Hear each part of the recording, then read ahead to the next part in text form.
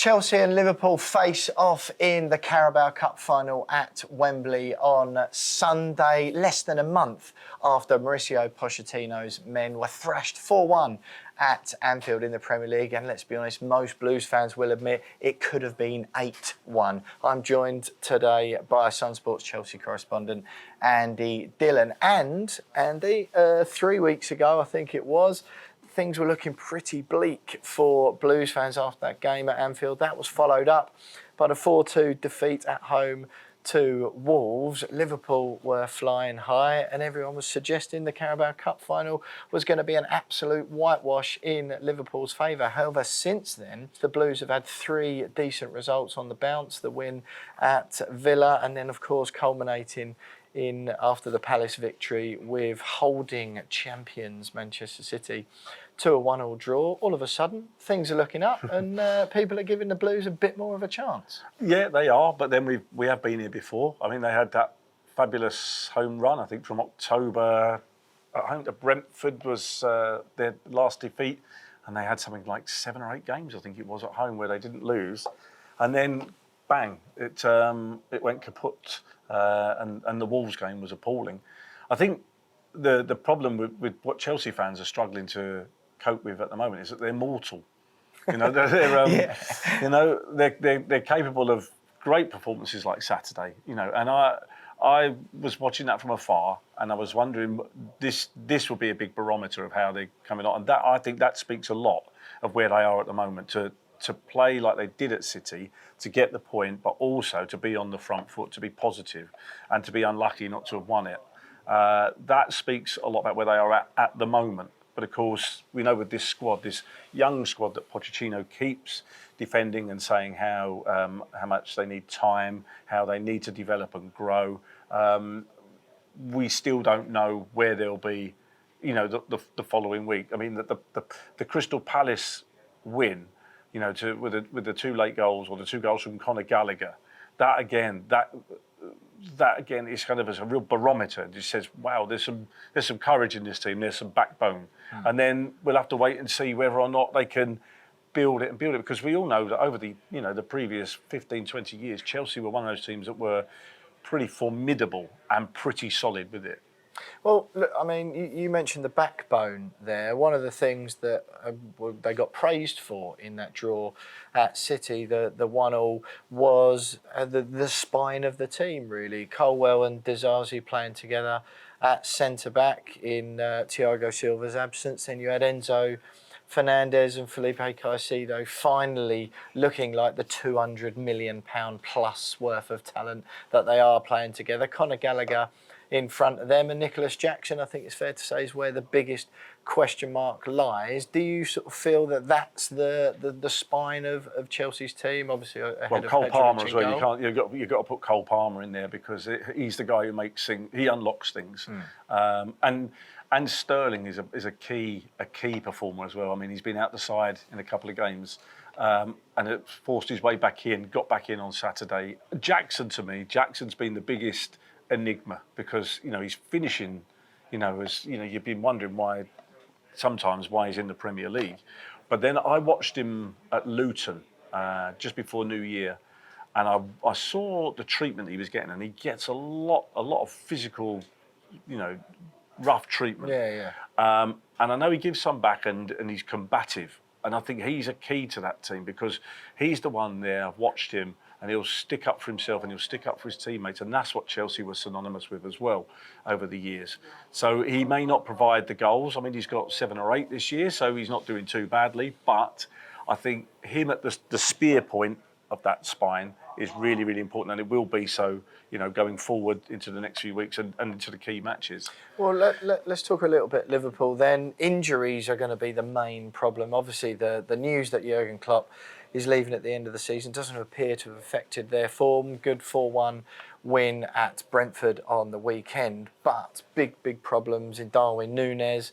Diogo Jota limping out of that game, injured. Alisson beforehand had his muscle injury, of course, when he couldn't play for the second game running. They've already got Joel Matip, Dominic Szoboszlai, Trent Alexander-Arnold all out or doubts for the final. The injury list is getting longer and longer, do you still feel that Liverpool are as much of a threat as they were? Because they're obviously still playing well without these big players. We've been joking about this, and I think it's the typical Liverpool's the wave of emotion with Klopp going. So I've already christened it the Carabao Cup final come Sunday. That there'll be an extra impetus to do something in the final months of him being in charge.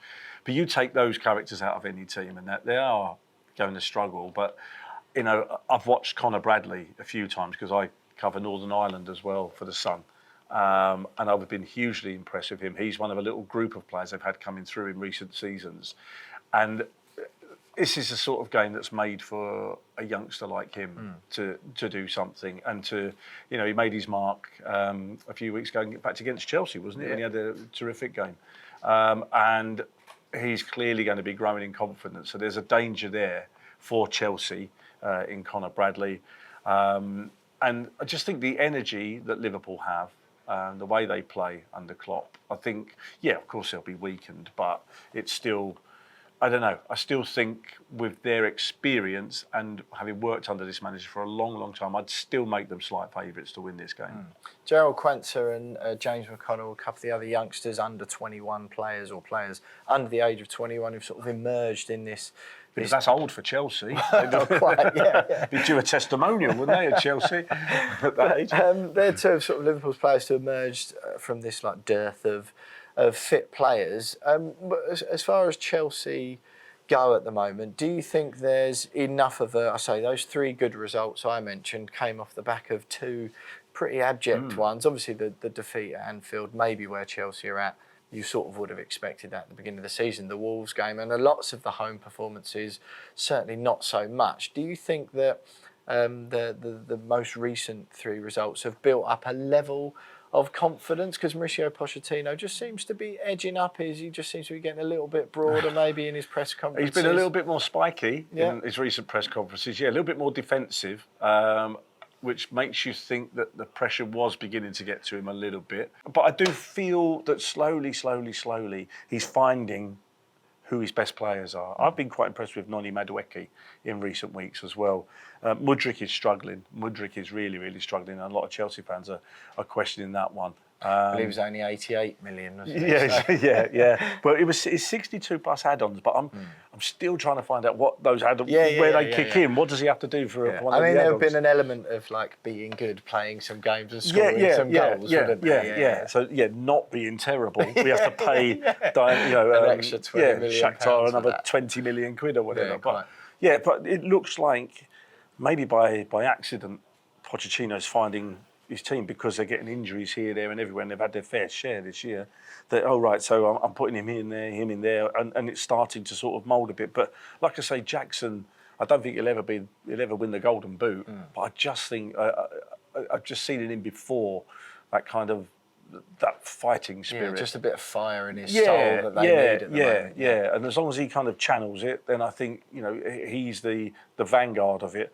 But they're slowly beginning to, and having Chilwell back. Is huge for them. I even noticed, I can't remember which game it was that he made his comeback, but he came on, and in the second half he came off the bench, and you just noticed there was a settling down a bit from a guy who's, like I say, 25, 26. He's kind of one of the old heads. And should be in the prime of his career. Right, come on then, let's look at Sunday then. Liverpool, who knows what 11 players Jurgen Klopp will be able to get out on the pitch, but who do you expect to see as Chelsea's best 11, and how do you think that will see the game play out off the back of that? Right, well, you're asking me to pick the team? Effectively. Right, okay, right. If I get it right, I want Pochettino's wages. You can have some of the extra Mudryk payoff money in your wages. My son contract involves add-ons, so if I get a story right. Okay.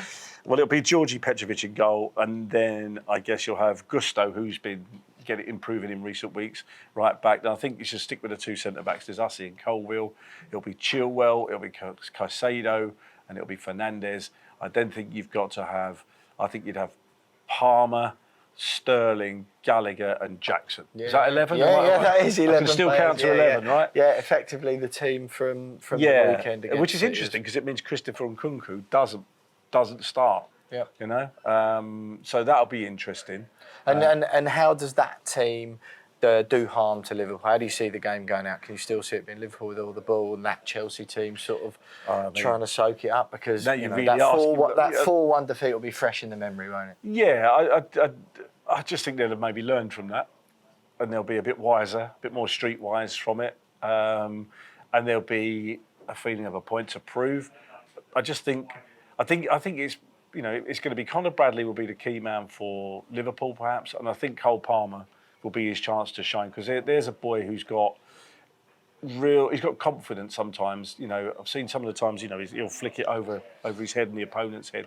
So there's confidence there to sort of carry the initiative for Chelsea, and I think he's going to be a real key man to watch. Absolutely. Cole Palmer, one of few bright lights for Chelsea this season since his arrival for Manchester City. You suggest, as Andy says there, that he could really stamp his mark on the biggest stage, and he'll be one of the key men if the Blues are going to overcome Liverpool at Wembley in the Carabao Cup. Jurgen Klopp's one of his last chances to win a major trophy for Liverpool in his Anfield career, and Mauricio Pochettino's first chance to get a bit of silverware in the bag at Stamford Bridge.